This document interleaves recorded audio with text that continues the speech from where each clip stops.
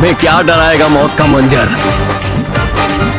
रूह कांप उठती है जब हम दहाड़ देते हैं। तेरे जैसे भड़ुओं की क्या औकात। हम खेल खेल में भी शेरों के जबड़े फाड़ देते हैं।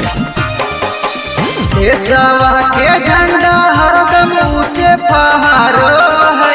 देशवा के झंडा हरदम ऊंचे फहरो है। हमर देशा के जवान के करो बापो से नहीं डरो है। हमर देशा के जवान के करो बापो से नहीं डरो है। मैं इस देश का हनुमान हूँ और ये देश मेरा राम है।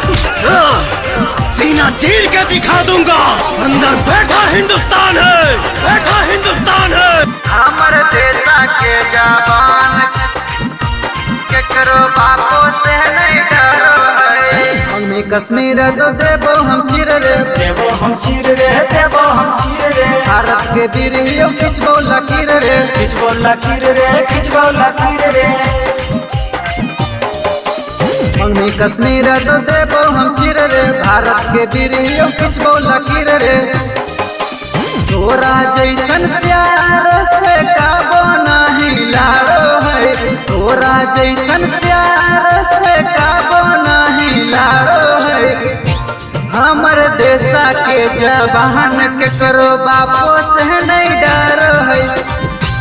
हमर देशा के जवान के करो बापो से नहीं डरो है। खून खराबा हमारा मकसद नहीं, मोहब्बत का पैगाम लेकर आए हैं। प्यार से रुखसत करोगे सलाखों पर बिठाएंगे, वरना दहेज में पूरा पाकिस्तान लेकर जाएंगे।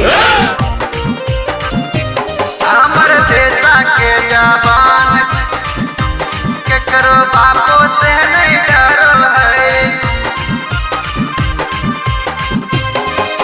दोस्त बन के रहनी तो करबो हम प्यार रे, करबो हम प्यार रे, करबो हम प्यार रे। मन में नई बात लेके आइबो हथियार रे, आइबो हथियार रे, आइबो हथियार रे।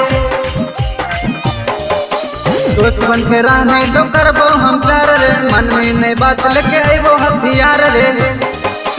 राज राजा देशवा से प्यार बड़ी करो है।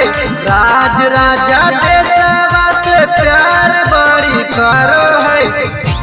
हमर देशा के जवान के करो बापो से नहीं डरो है। हमर देशा के जवान के करो बापो से नहीं डरो